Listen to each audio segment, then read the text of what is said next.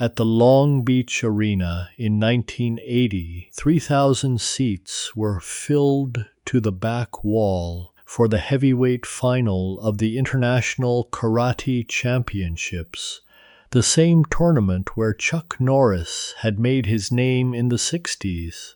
Chuck was sitting in the front row in a navy sport coat and gray slacks with his hands folded in his lap. He was 40 years old, a 6-time world champion who had been retired from competition for 6 years. 3,000 people had applauded when his name was read out before the finals, and Chuck had nodded once and sat back down.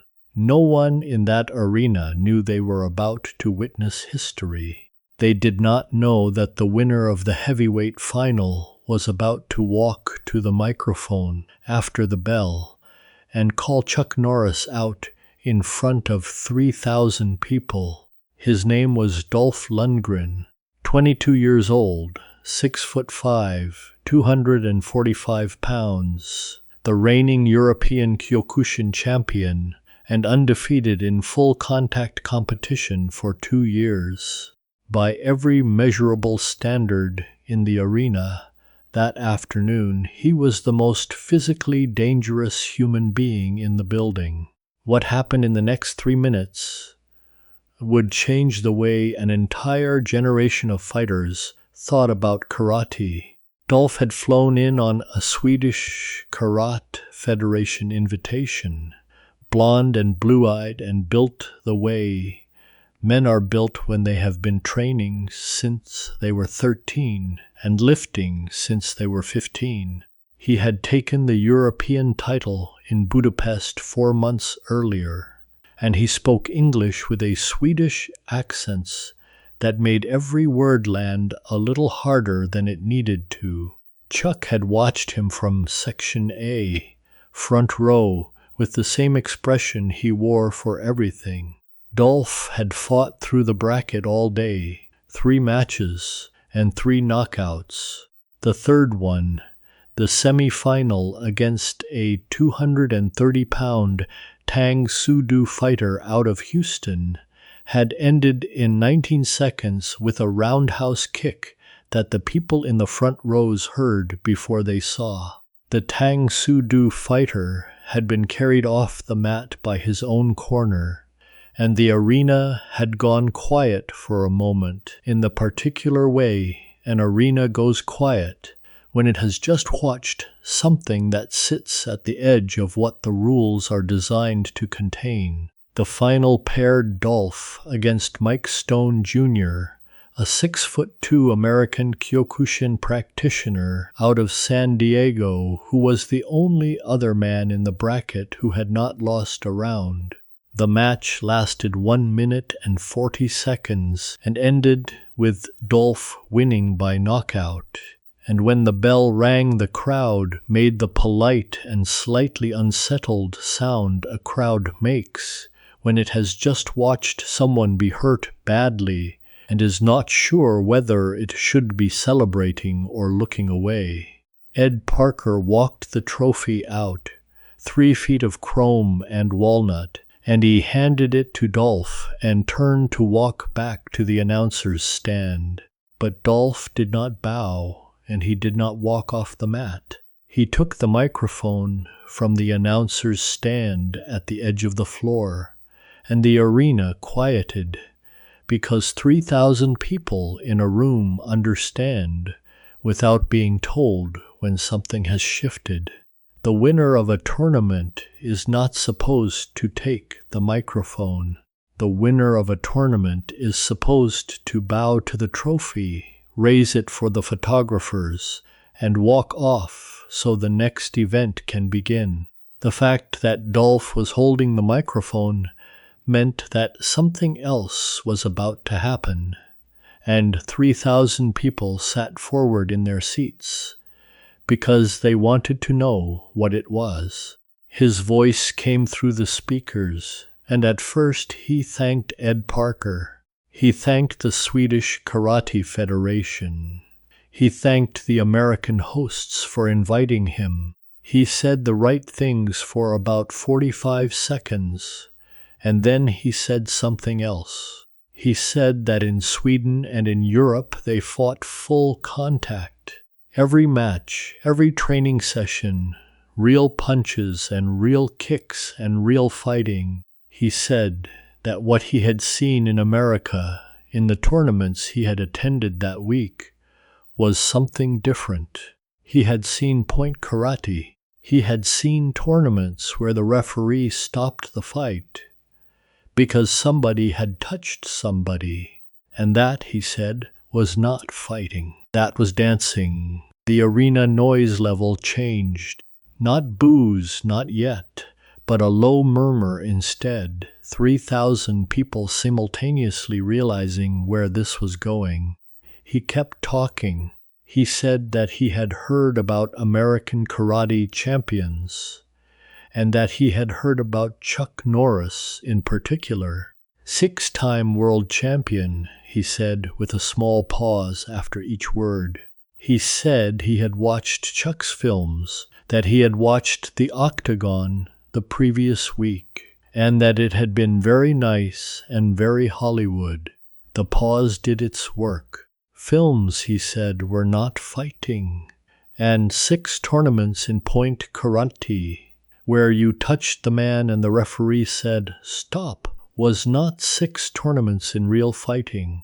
Then he turned, and he did not have to look for Chuck, because he had known exactly where Chuck was sitting since he had walked out for the final. He pointed not at the section but at the man, and he said, "Chuck Norris, you are here. I am here. I have the trophy. I am 22 years old, European champion, full contact, and I think 1 round is too much for you. I will give you 3 minutes. Come down. Show 3,000 people what American karate really is." The arena made the noise that 3,000 people make when something has just become a story they are going to tell for the rest of their lives. Not cheering, not booing, but a specific kind of collective intake of breath. That is the sound of 3,000 people realizing at the same instant that what is happening in front of them has just stopped being normal. Ed Parker was already moving across the mat with the expression of a tournament director who had lost control of his tournament. Bob Wall was leaning over and saying something low and urgent into Chuck's ear, and the cameras at the back of the arena were pointed at Section A, front row. Every person in the building had turned to look at the man in the navy sport coat, sitting with his hands folded in his lap.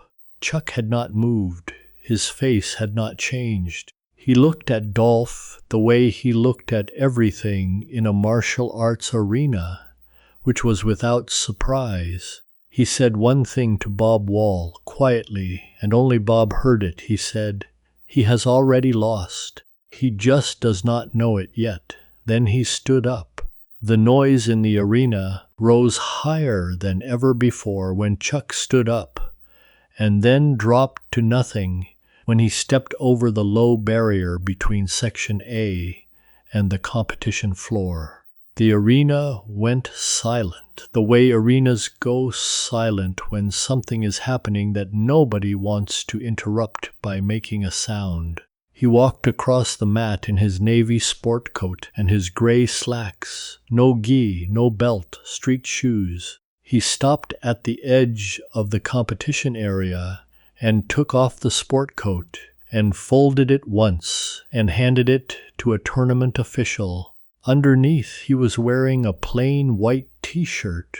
He kicked off the shoes and set them next to the official. He walked barefoot in his gray slacks and his white t-shirt to the center of the mat. He stopped 8 feet from Dolph and looked up, because Dolph was 7 inches taller, and he waited. Ed Parker had been in martial arts long enough to know that some challenges, once issued in front of 3,000 people, cannot be ignored without consequence. He stepped to the microphone. He said, "Ladies and gentlemen, unscheduled exhibition, 3 minutes. 1 round, full contact. Dolph Lundgren, European Kyokushin champion, versus Chuck Norris." The crowd noise doubled.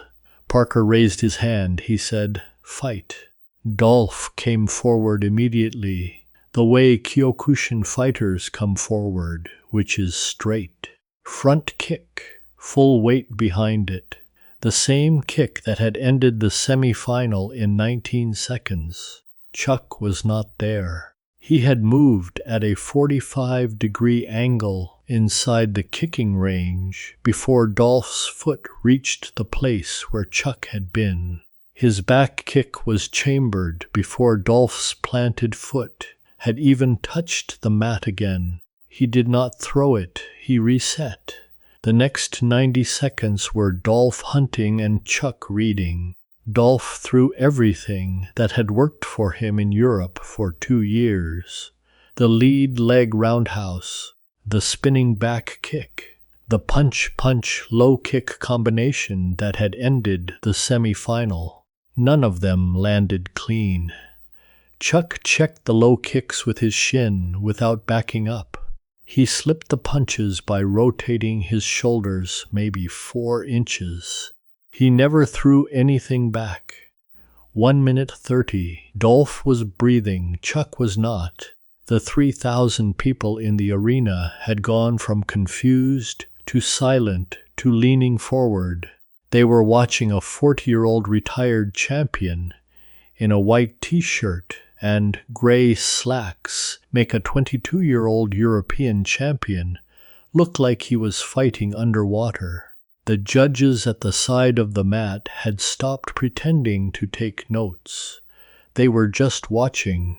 What the more experienced people in the building were seeing was something it takes years of training to see clearly. A fight is not just 2 men hitting each other. A fight is a negotiation about distance. Every martial art on earth makes assumptions about what distance the fight will happen at. Kyokushin assumes the fight will happen close, where punches and knees and roundhouse kicks at chest and head height can land with full body weight behind them. Chuck had spent 40 years of his life developing control of the distance that sits exactly half a step outside Kyokushin range. The range where a side kick or a back kick can reach across the gap before any Kyokushin combination can close it. The 3,000 people in the arena were watching a man who had spent his life learning to own that exact gap, demonstrating what owning it looked like against a man who needed the gap to close in order for anything he knew to function. 2 minutes. Dolph committed to the kick he had been holding back. Left leg roundhouse, head height, the same kick that had ended the Tang Soo Do fighter from Houston. Chuck did not duck under it.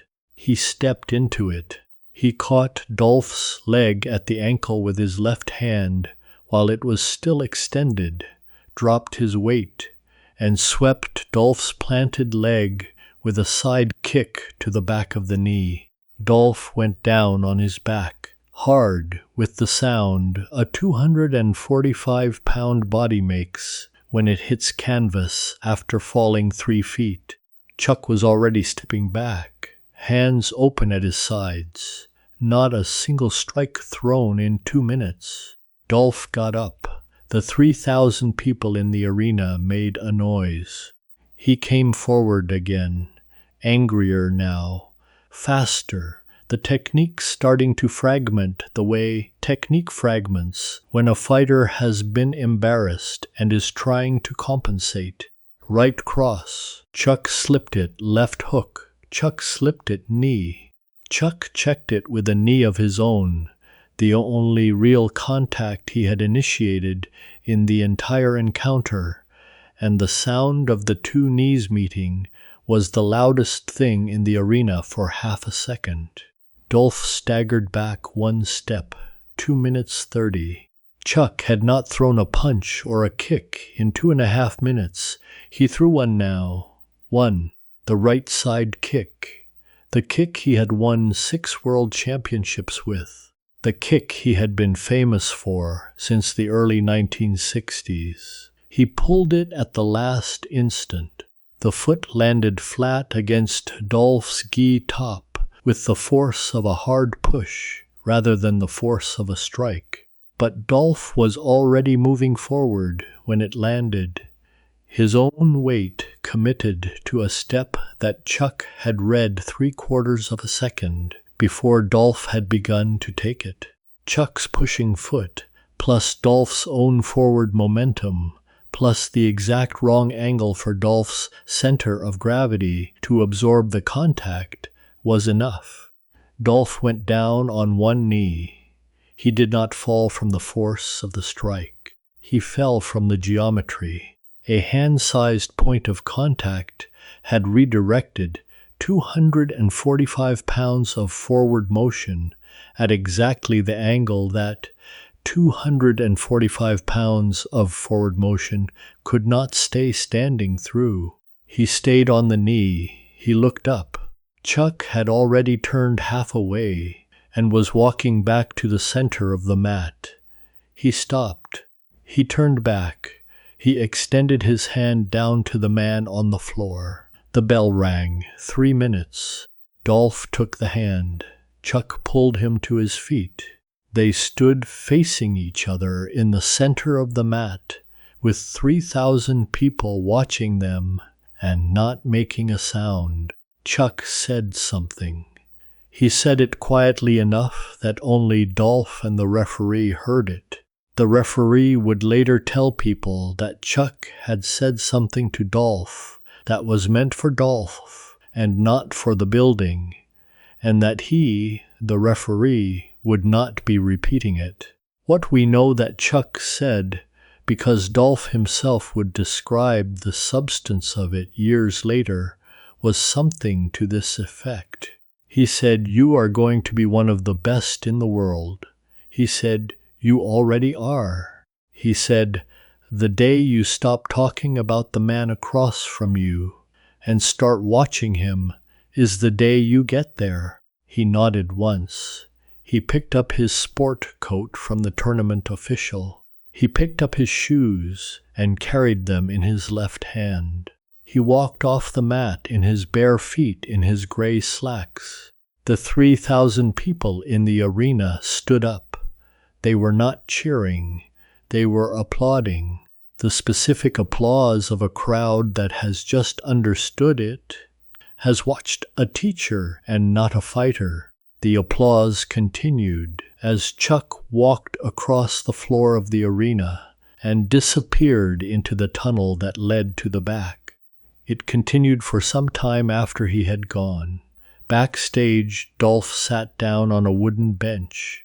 Ed Parker brought him a paper cup of water. The two of them did not speak for a long time. Chuck had already left the arena. He had walked out the side exit to the parking lot and driven himself back to his place on Ventura Boulevard alone in the same car he had driven in. There was no press conference. There was no comment. The next morning's Los Angeles Times sports section gave the exhibition 4 lines on page 7 and got 2 of the 4 wrong. The Times reporter had not been at ringside.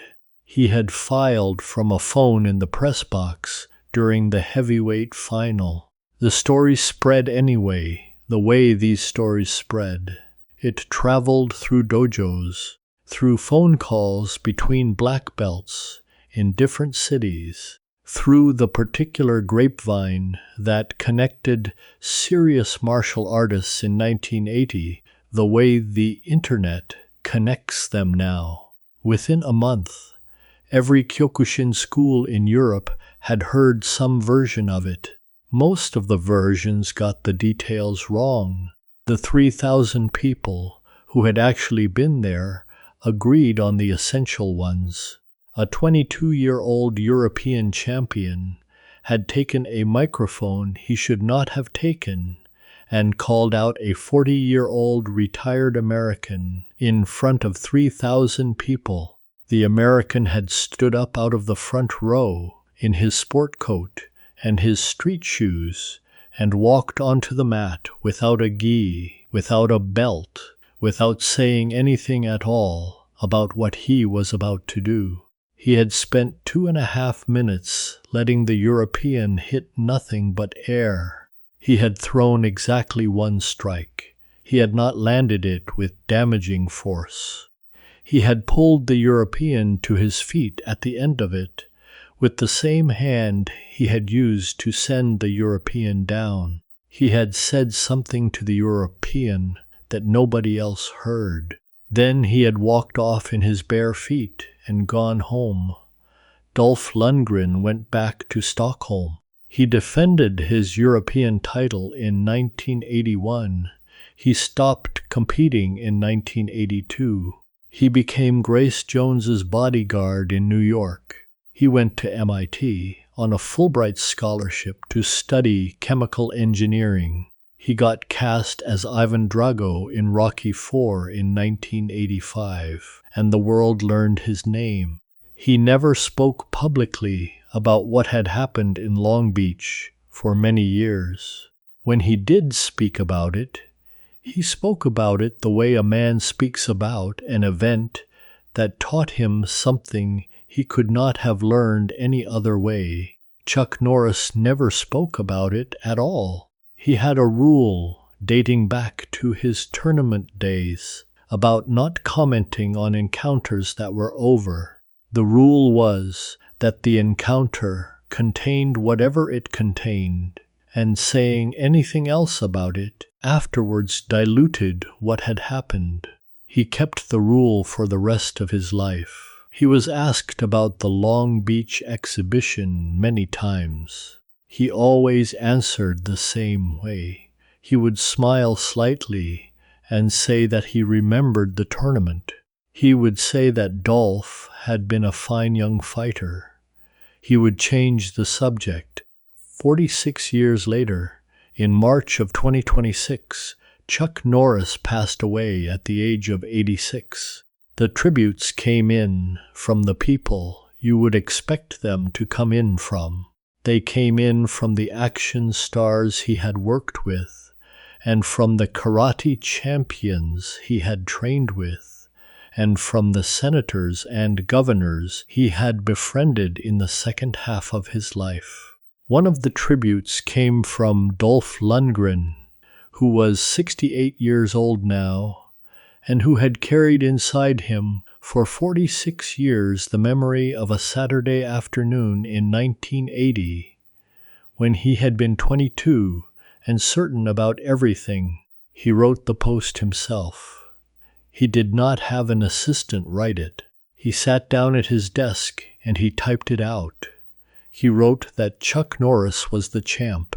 He wrote that ever since he had been a young martial artist, and later when he had got into movies, he had always looked up to Chuck as a role model. He wrote that Chuck was someone who had the respect, the humility, and the strength it takes to be a man. He wrote that he would miss him.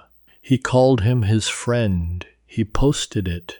The people who read it that morning, the people in his generation who had been around long enough to know what was inside those few sentences, understood what they were reading. They were reading the public end of a private conversation that had started 46 years earlier when a 22-year-old took a microphone he should not have taken and called out a man in row 1, and the man in row 1 had stood up. What happened on that mat in Long Beach was not a fight in the usual meaning of the word. There had been no winner declared. The judges had not scored it. Nobody had been hurt.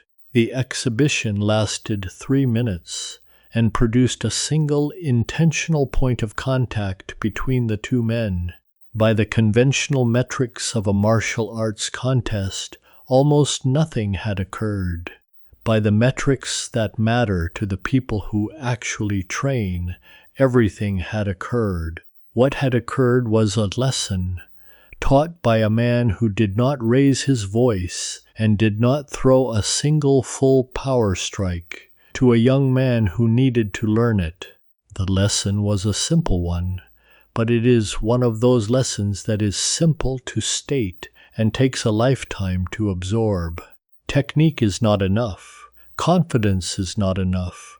Conditioning is not enough. Youth is not enough. Size is not enough. What you need in the end is the thing the older man had and the younger man had not yet built, which is the ability to see what is in front of you instead of what you have decided is going to be in front of you. The younger man had walked onto that mat, seeing a 40-year-old movie star in slacks.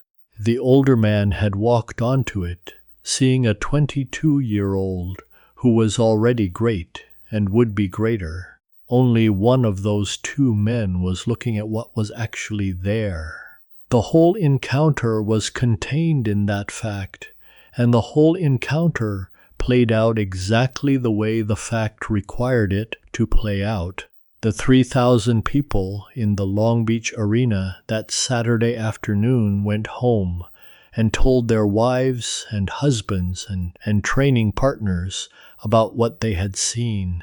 The story moved out from there. It changed shape as it traveled. It got bigger in some versions and smaller in others. It dropped one detail and picked up another. The essential thing in all the versions was always the same. There had been a man sitting quietly in the front row. He had stood up when his name had been used the wrong way. He had walked to the center of the mat without taking his sport coat off until he got there. In 3 minutes, without raising his voice, without landing a single strike at full power, he had reminded everyone in that arena of something that is easy to forget when you are young and large and undefeated. The difference between fighting a man and watching a man is the difference between losing and winning. Anyone willing to step onto a mat on a Saturday afternoon in front of 3,000 people who know what they are looking at can find that difference out. It does not take long. It took Dolph Lundgren 3 minutes. It changed his life. He has been thanking the man who taught it to him in one way or another every year since. Thank you for watching, and make sure you are subscribed, because next week we will talk about how Chuck Norris exposed Steven Seagal.